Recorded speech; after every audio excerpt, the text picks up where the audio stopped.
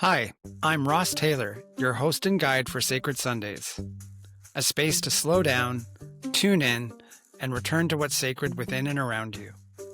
I'm also a life coach who supports empaths and sensitive souls, guiding them on the journey back to self-acceptance and inner alignment. My passion is connecting with like-minded souls, and these conversations are part of fulfilling my purpose and serve to deepen our collective exploration of what it means to live in connection with the sacred. Some weeks you'll hear a sound-based offering to open the space, other times we'll simply begin in conversation. However it unfolds, this is an invitation into presence, connection, and the beauty of the unseen. If you enjoy these conversations, please subscribe, rate, and share so others can find their way here. So pour a cup of tea, settle in, and let's begin. Today on Sacred Sundays, our guest is Paul Stewart. I've known Paul since around 2007 and have had the privilege of witnessing his journey over the years. I see him as a changemaker, a visionary, and a serial entrepreneur with a deep commitment to personal growth. He naturally sees opportunities for change in the world and works to bring forward creative approaches and solutions. Welcome, Paul. Hi, Ross. Thanks for having me. Wonderful to be here. What would you like people to know about you and the work you're doing right now to just fill in the gaps of where's Paul today? Well, I think part of the conversation that we have will help to flow through some of the things that I'm working on. But as you mentioned, I'm a lifetime entrepreneur. I'm an empath, HSP. I'm a magician. Uh-huh. And today I thought maybe we could focus on talking about mantras. Excellent. Love that. And I believe that you're going to start by sharing a mantra that you've been working with. Yeah, I haven't always had mantras, probably more later in life. There's two that I'd like to talk about today. One we'll see really reassures me. Hmm. And then there's one that challenges the core of my being. Okay. We'll I start with love the that. one that reassures me. This is going to be One's a great. bit long. This one's a bit longer. Yep. But yes, it is in my Apple calendar every morning. I don't read it every morning, but I often do. And it comes from an evolutionary leader that I met at Hollyhock named Gibran Rivera. I met him at Social Change Institute at Hollyhock probably 15 years ago. Beautiful person. And Gibran Rivera has a newsletter, and he wrote about this quote. It's actually from Seth Godin, the writer, and it goes like this. We are not here to please the masses. We are here to dare to dream what is ours to dream. To dare to want what is ours to want. To place ourselves in service of the creative life force. And do everything we can to get out of the way. To make something that only we can make. Something specific. Something that comes from the core of our own soul. That place where our ancestral lineages are already woven. To bring it forth courageously. To know that it will be rejected by many. And to trust with all of your heart that it will find its way to the people it is meant for. And then these people will be delighted. They will not be able to believe that somebody gets them as intimately as you do. The delight will be so great that they will not be able to help telling the others. And those who are meant to know you will know you, and those who you are meant to serve will be served by you, and you will wield your art to love them.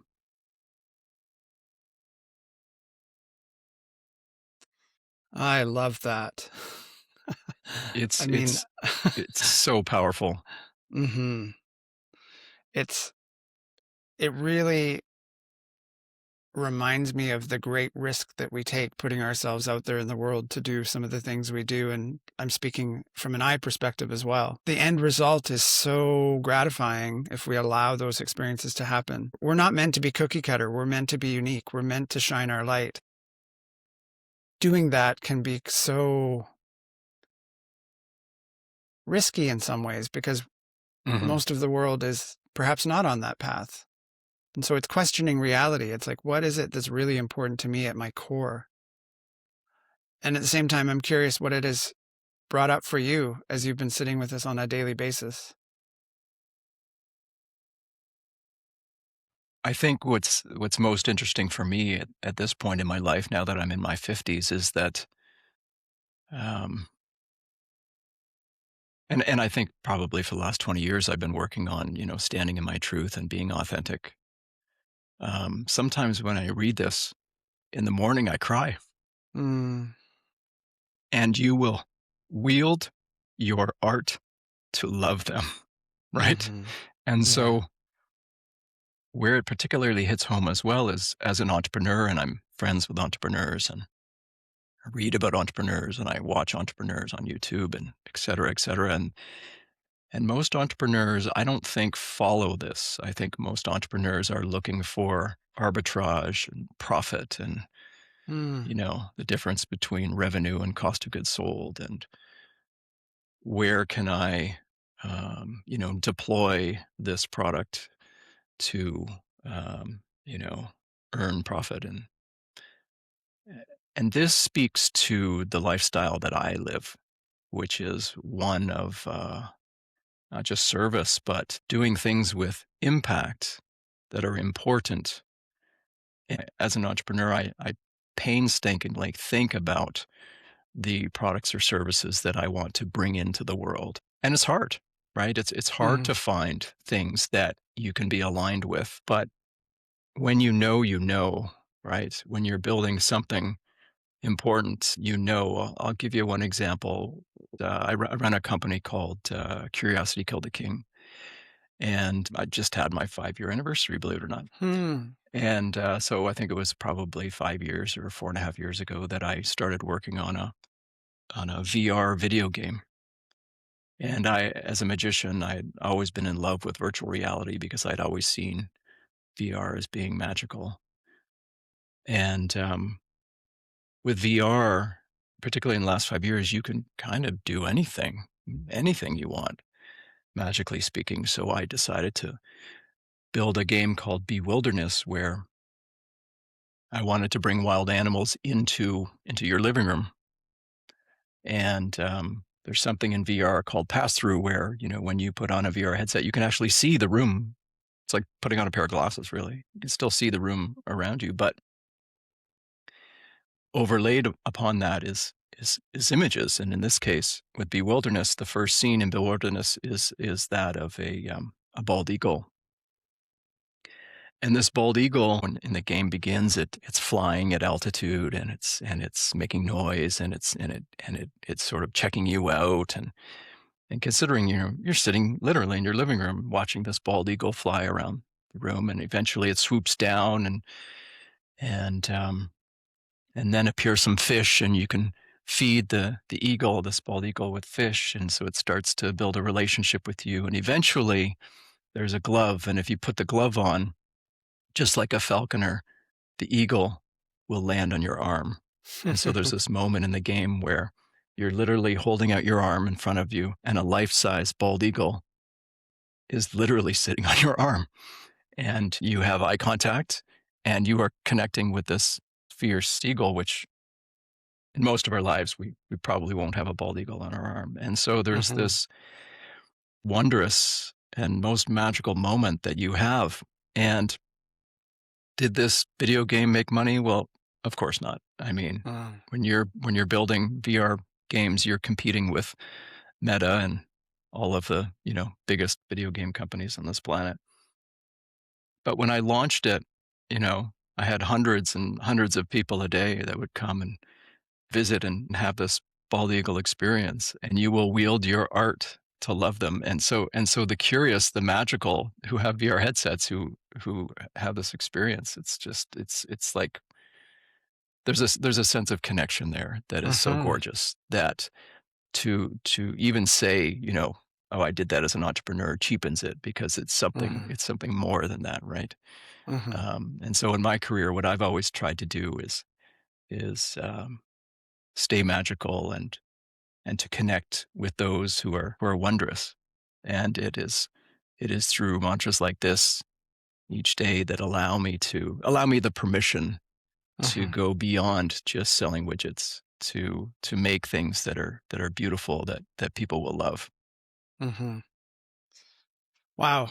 I could so feel that experience of the eagle. And as someone who spends a lot of time in nature and looking for eagles and seeing eagles, it's like the experience of one landing on your arm. Wow. Like that would be incredible. And to have it happen in your own living room, magical for sure. So I love that you're bringing that level of art into the world and from your heart guiding you to do those things. The beginning of what you said is interesting to me because as an entrepreneur myself and someone I'm also an empath and a sensitive soul and Hmm. navigating this world that is so busy and wanting so much from us. And what I've found interesting over the years is not being able to find people that are able to help me move my gifts out into the world because there's a misalignment with what you described about the bottom line and profits and all those things. Hmm. And so sometimes how those values seem to have a cost that shows up on a spreadsheet. But then if you think about this idea of what you've brought into the world, you can't put that on a spreadsheet. It doesn't Hmm. fit. Hmm. And so I've definitely navigated this life in terms of leaning much more towards the things that don't fit on a spreadsheet. As a matter of fact, years ago when I worked for Starbucks, one of the senior managers came in and was like, "What are you doing to create these double-digit sales increases?" And and I couldn't articulate it because it was all soft skills. It Hmm. was nothing to do with tactics. It was nothing to do with driving metrics. It was all about soft skills and connecting with the people that I worked with and supported to find a way to leverage the gifts that they're wanting to blossom in their life and find a way to do that while working at Starbucks. And it just had this like impact. So it was really interesting to see that and not be able to articulate that to the senior manager. So I think it's part of Hmm. what we're talking about here and Hmm. living from our heart and doing what's right.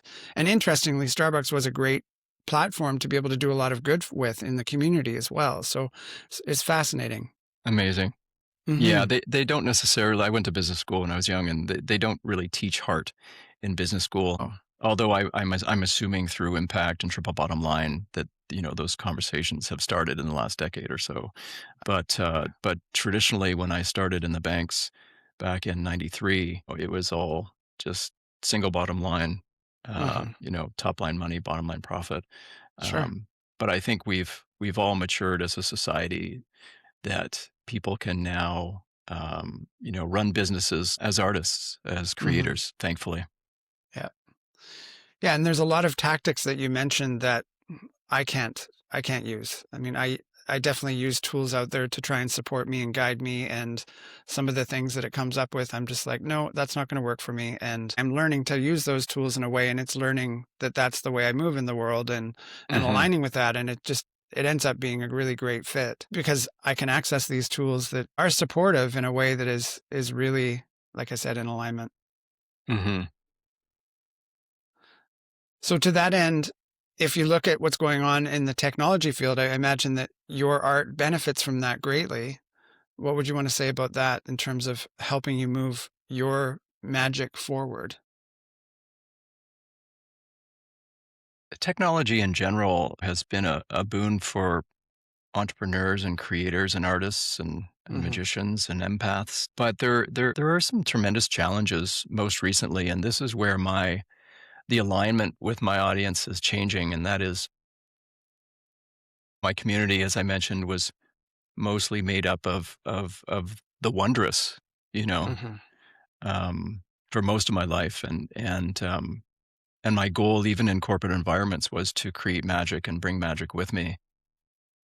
I would say that it shifted in the last decade towards the curious. And by that, I have to explain that as an entrepreneur, I think many entrepreneurs are, to some extent, are aware of wealth, but that was never the driver for me. It was always in the background. But when I look back at my career now that I'm in my mid to late 50s, I, I've joked for the last decade and more that curiosity is my currency. Mm. So when you look at my LinkedIn, and it's always been hard to explain to my mom, but the thread has always been curiosity, which is always looking for new opportunities where the currency is really the learning from the opportunities. And a couple of quick examples. When I was in the banks, I was always financing technology companies, entertainment companies, films, TV shows, video games. And then I moved into environmental impact, carbon offsets, organic food, just on and on. And in each case, it was always, what can I learn from this opportunity, right? And it was really, literally just following my curiosity. And so that has been my primarily MO for many, many years now. And what I've noticed in the last, particularly 5 to 10 years, is the challenges of the attention economy. And not to drag things into more boring business speak, but when you think about attention, particularly for you and I, Ross, as Gen X, we spent so Mhm. much of our lives outside in forests. We didn't have cell phones. I remember Mhm. going to the movie theater in Hamilton, Ontario, and you'd meet your high school friends there, and everyone would take the bus or whatever, and you'd get to the theater, and the theater would be dark, and you'd walk into the theater, and you'd say, "Hey, Martin," and everybody would be laugh. But that's how you located each other. We didn't have Sure. Find My, Yeah. and so from an attention perspective, for the curious amongst us, we had libraries and Dewey Decimal Systems and Encyclopedia Britannicas, and so we were still fed a tremendous amount of knowledge, and we Mhm. still sought that knowledge curiously. But since the advent of the smartphone, and in particularly with the onset of AI, which I do love tremendously, but it does come with great risk, Mhm. it almost feels to me like my community of the curious are just so completely overwhelmed. To go from Dewey Decimal to AI is just to have one's head explode with a Mhm. fire hose. And so I do feel for the curious, because if our attention is our liberty, and that attention has been hijacked to some extent by Silicon Valley, I feel like the curious in this moment, they continue to do what they've always done, which is to seek the dopamine of learning. But with these consummate fire hoses, we're just inundated with too much, Mhm. right? And so lately, what I've been doing is working on in the area of podcasting, coincidentally, and I've put together a small team of friends, and almost like a jazz band, we've been building this AI podcast app, and the concept originally was to try and be able to consume more content quicker. And I know that sounds ridiculous considering the fire hoses that we have. But with what we're building, it's called Deep Pod. The idea was, instead of having to listen to an entire story arc of 20 minutes or 3 hours, maybe there's a way we can use AI to help consume all of that knowledge and deliver you the most important parts, right? The Mhm. salient points inside of a podcast. And what I noticed with my own podcast listening over the last 6 months, by becoming addicted to my own app, which, by the way, I did not want to do. I did not want to create yet another attention problem. But by delivering people a tremendous amount of content, I find what's happening with the curious is that they're coming in it and they're consuming the same voracious amount of knowledge, and they're feeling overwhelmed. And what I'm noticing is that there's no sense of reflection. There's no sense of understanding the meaning. Mm. And so this is where we've done a pivot in the last couple of months, which is to try and make Depod a calm space so that you do have the opportunity to listen to things faster if you want. Instead of 3 hours, you can listen to 20 minutes or what have you. But we're starting to add different features that allow you to reflect. The AI helps you reflect on maybe you're consuming a little bit too much US politics right now, or of the 10 or 20 podcasts you're listening to, these 3 or 4 are actually carbon copies of each other, and you're actually falling out of balance. And anyways, obviously I could rabbit hole this for a long time, but what I'm saying here is by pivoting to the curious and working with a new audience, which is close to my heart, being curious myself and coming from a long line of curious people, I think that there's an opportunity for entrepreneurs to really reflect with their communities to build things that really provide meaning in this moment. Does that make Mm-hmm. sense? Oh, it totally does. I mean, I think that's one of the pieces of this podcast is to really come back to having a short connection with conversation and things that have meaning, and not having it be 3 hours, not having it be something that you have to consume a lot of. I hope that the listeners are feeling connected and engaged with the guests on these episodes and feeling something around it. And if not, that's great too, because you bring up some really interesting points. I mean, curiosity has two sides when you think about AI, because if you're curious with AI, it generates so much content. It doesn't give you the bottom line naturally and organically. It just proliferates all this content. And it is like having a fire hose pointing at you. And yet curiosity and wonder, those things seem to go together. Like you said, when we were kids, we spent a lot of time outside, and you're right about that. Walking in the forest, walking on the path where no one else had gone. I used to walk my dog up this river, and I loved it, and I still love it when I go out in nature. And you brought up a really funny point that I was thinking about the other day, because I grew up in North Vancouver, and literally we used to ride our bikes from Upper Lonsdale out to English Bay without a cell phone. Beautiful. Like maybe we didn't even have a quarter for the payphone, right? And I thought about that, and I was like, wow, like we never got a flat tire. We never had any problems. We always rode all the way back uphill, back home.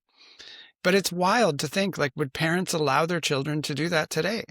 Oh, just leave your phone at home. Just go and have some fun. Like, I can't imagine that. We've become so reliant on these things that we never used to have. So anyway, that's interesting. And I love what you're saying about, like, I have people send me podcasts. Oh, you got to listen to this. It's so great. And the moment I see an hour and a half, I'm like, I can't do it, and I'd like to glean from it some of the things that are valuable.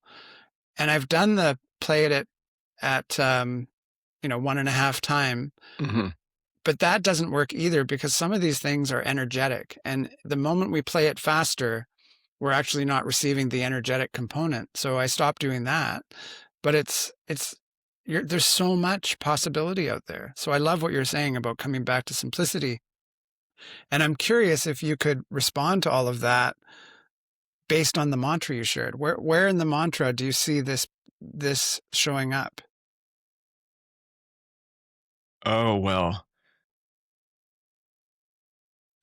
just from the beginning to the end, right? So Yeah. we're not here to please the masses. This isn't this, like my partners and I have joked, if we had 5,000 users, it would be a home run, and we would slap each other on the back. To place ourselves in the service of creative life force. I have always disliked podcast apps. As an insatiably curious person, we're building this for ourselves. Right? To make something that only we can make. To bring it forth courageously, as every entrepreneur knows, as every artist knows, as every creator knows, that it takes a massive amount of courage to create, and to know that it will be rejected by many. It already is being rejected. by many. It's being accepted by many, but it's also being tremendously rejected by many. And to trust with all your heart that it finds its way to the people it's meant for. So we're confident that Yeah. it will take time, maybe years, and that these people will be delighted that somebody gets them as intimately as we do. For sure.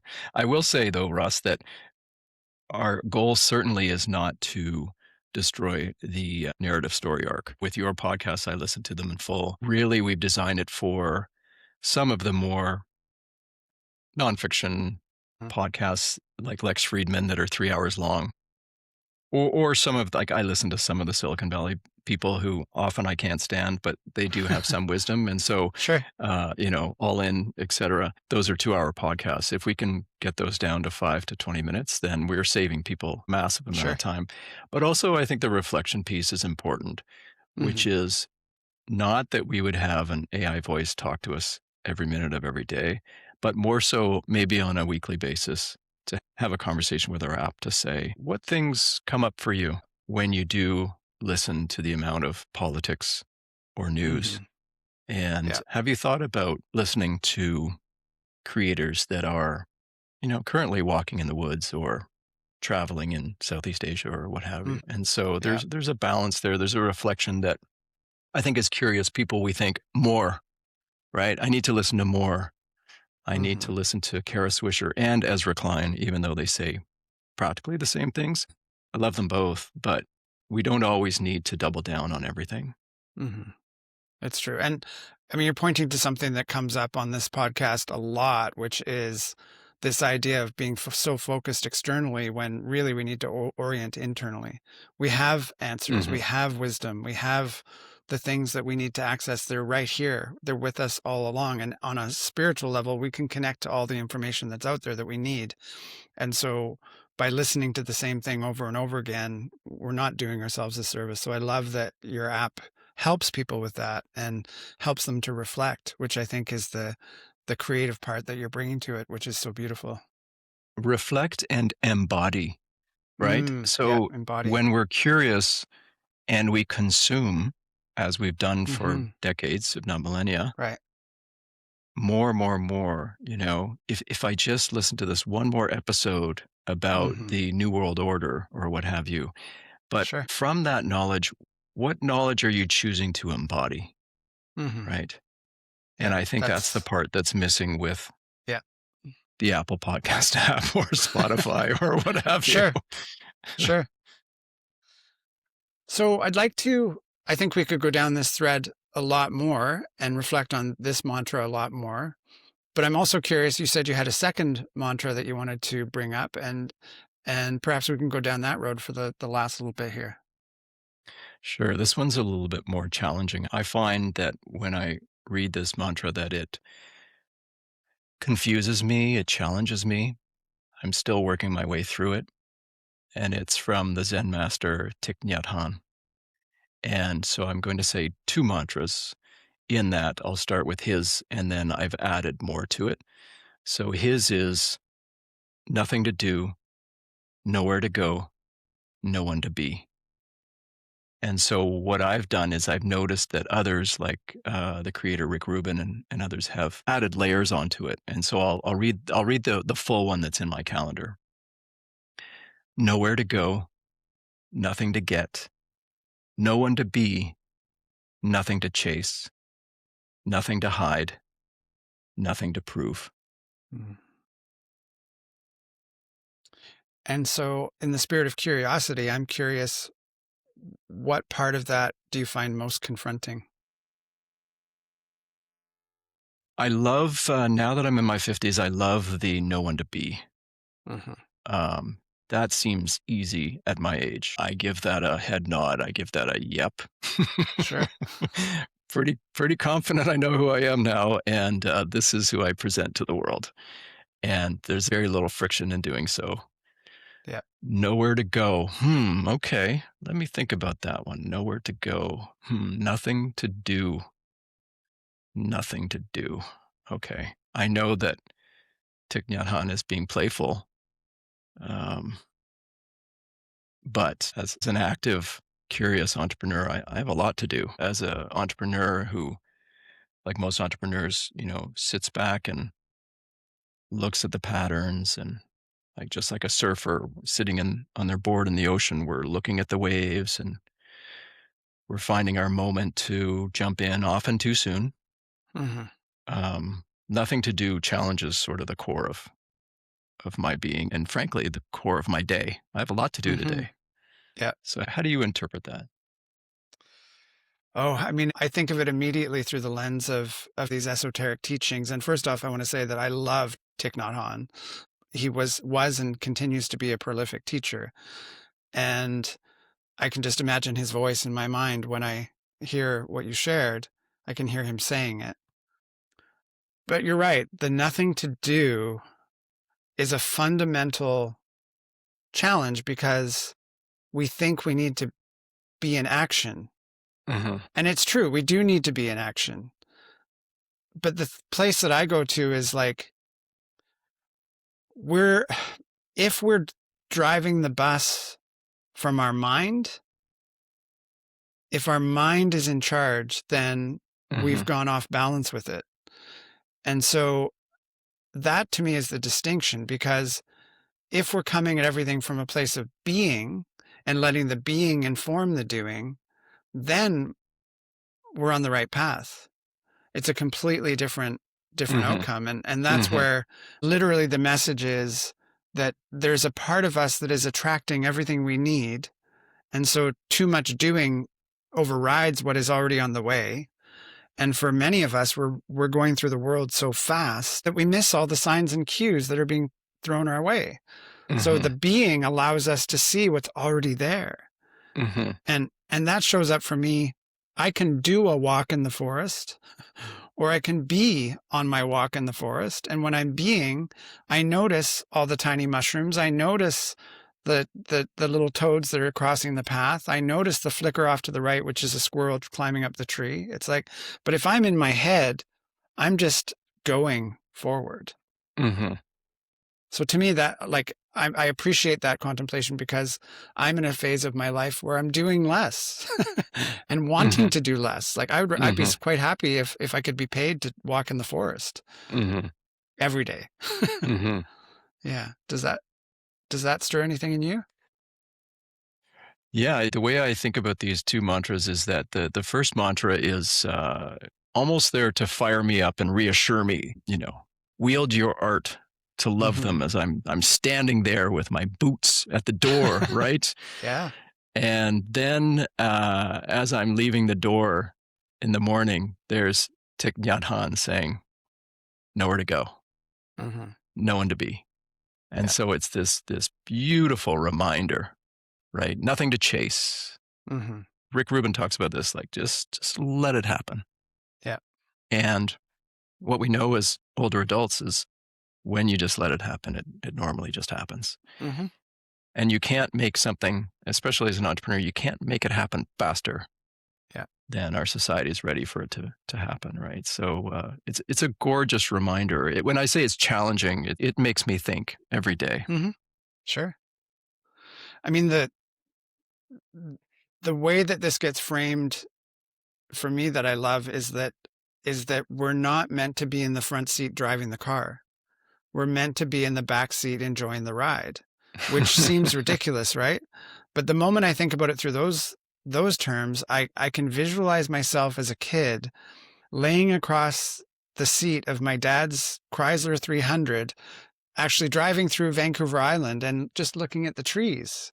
Like, but can we bring that energy to moving through life so that opportunities come to us instead of trying to, bootstrap our way through life and make things happen? That's the difference.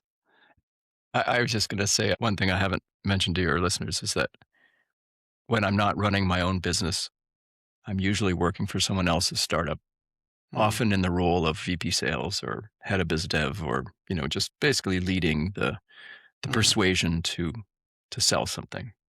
And what I've noticed, I was reminded when you said, being in your dad's car, is that on most of the sales calls that I'm ever on, I'm usually just sitting there, I'm educating people, and I'm Canadian, so I use the trust method, and I'm just myself, and I'm really there to build a friendship and build trust and to build a relationship. You can safely and easily just educate people about something, and when they're ready, um, they'll make a decision and they'll phone you, and it'll happen, right? Sure.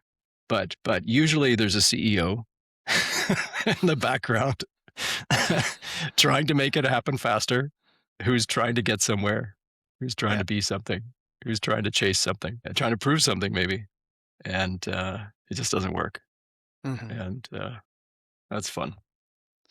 It is fun, and it can also be heart-wrenching. Like, I remember a job that I was working at.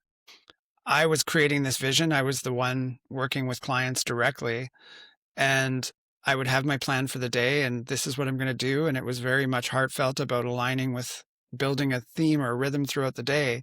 And at lunchtime, my executive director would be like, I want you to do this at 1 o'clock. And I'm just like, Mm, right. So and again, it wasn't in service of the clients. It was just this in the moment, mm. impulsive, can you do this? And can you do it unprepared? Because that'll be fun for you too. But I know exactly what you're talking about. I've worked for people that it's like you just can't align with their agenda, and you know that it's not going to have the long-term impact. Mhm. And yet, because I always said, like, as long as I keep putting the paycheck in my bank account, I'm saying yes to doing what they ask of me on some level, as long as it's not out of, so out of left field and going to cause problems. But that's the trade-off of not being an entrepreneur sometimes.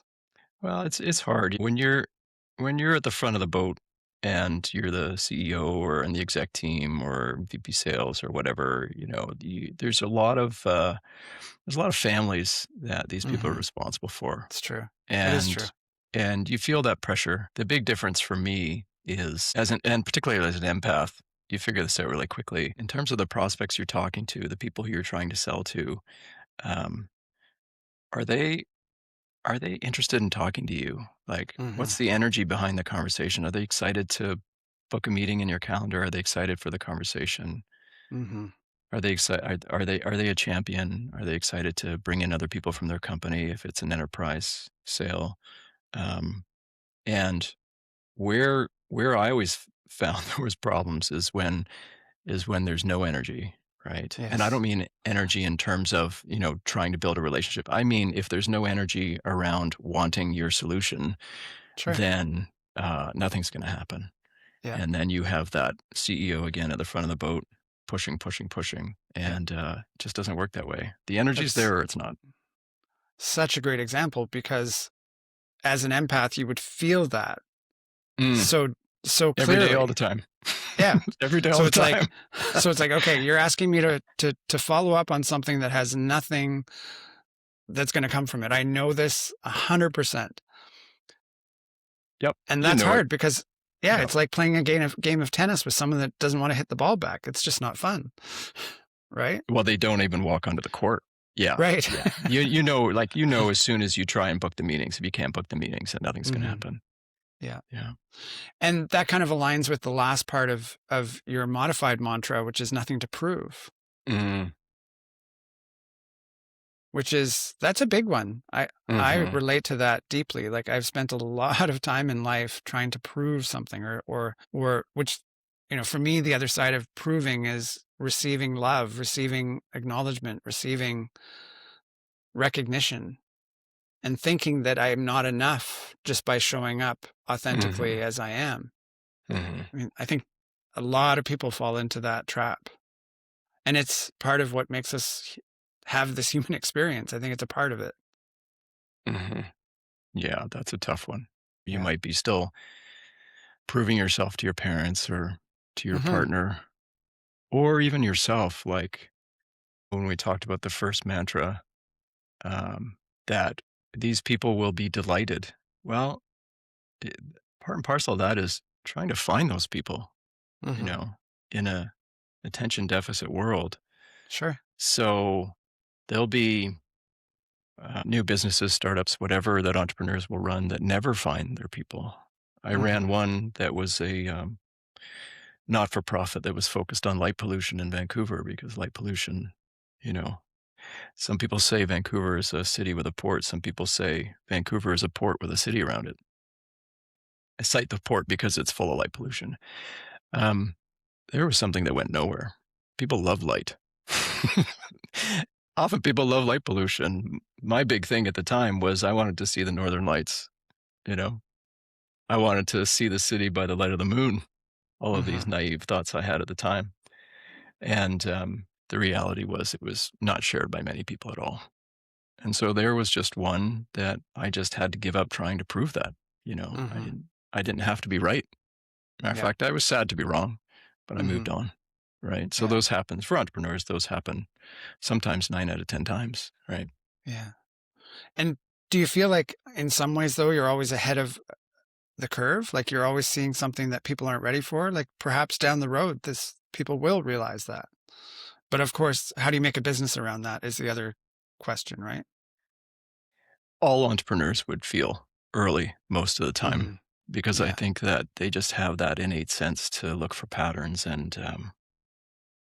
be able to, command resources and provide solutions and really enjoy themselves as they do that. Like I did that as a child, everything from a newspaper route to selling IBM compatible computers to farmers in southwestern Ontario. I mean, I don't even know, I was 12 at the time. And so it's innate. And so that observing patterns and showing up early is a huge problem for entrepreneurs. And so if they are trying to prove themselves at the same time, it's an impossible task. Yeah. I mean, I think it was just a couple weeks ago, I was at a sort of mid-island, and it was, there's no light pollution in this particular spot on the island. And it was just like, whoa, like just to have that experience with the stars. Yeah, it's beautiful. Oh yeah, it's connection. We don't get that when we're in a metropolis area. And we don't realize that it's gone until we see it. Yeah. I've argued about many light bulbs on different buildings in different dark areas of Vancouver till I'm red in the face, and many people don't know what I'm talking about, sadly. And if I recall correctly, that when you did this, it was way before LEDs were in fashion, and so now things are even brighter than they ever were with LEDs, especially driving everywhere. Oh, the cars are crazy. Yeah. Well, LEDs were around, but it was. The trick is not to be too early and not to be too novel. Right. Right. So, for example, I ran a small business called TimeJoy when time-lapse photography was becoming very popular back in the day. This is probably 15 years ago. And so I built this website, and we put time-lapse cameras all over Vancouver. And so it was literally like YouTube full of time-lapse of Vancouver waking up and clouds dancing and then Vancouver going to bed. And, like normal, I had hundreds of people that loved it. But there was no, there really wasn't anything there other than art and beauty, which was fine, which is what I needed at the time. But it was novel. Right now, everybody has time lapse on their iPhone, so it's interesting. It's always fascinating to look back. Yeah, on the I remember going to that website a lot. I loved that website. I thought it was great. Was gorgeous. It was gorgeous, and I loved it. Yeah, it was expensive. Which is why it's not running right now. But, right. And it's your curiosity that drove that. Your curiosity to do something different, and yeah, and it was magical at the time, whether others saw it or not. Yeah. Yeah. Oh, I was quite proud. Yeah. So is there anything you'd like to mention as we bring this conversation to a close? Anything that's on the tip of your tongue that you want to share? As a salesperson, I think it's important to finish with a call to action, which most people don't do because they might feel, I don't know, it was rude or not Canadian or whatever. And so I wouldn't expect in a podcast like this, Ross, that you would have a call to action around your services. But I can tell you and tell your audience that as a customer, as a good friend, of you, Ross, that you have helped me tremendously in my life. And as a CTA, I would say if anybody, curious or otherwise, has an interest in working with somebody, particularly if they're an empath, that they should reach out to you. Mm. And how would they do that, Ross? Oh, they can do that on my website, which is always listed in the podcast notes, rosstayler.com with ER. And I'm really happy to support others on this journey. And Paul, I really am grateful for those kind words. And it's been a joy to support you over the years. Thank you kindly. Yeah. Yeah. And I always close with asking the same question. And that question is, what is one simple way that someone could connect with the sacred today? Oh, I would say create something that comes from the core of your soul. I love that. I love that. Thank you. Well, thank you, Ross. It's been a pleasure being here. It's been a pleasure to have you. I really appreciate and always have appreciated your perspectives, your commitment to these pillars of what's important to you and the way that you work with how you see the world. It's quite inspiring. And so I really hope that the listeners appreciate that. And if not, you have nothing to prove.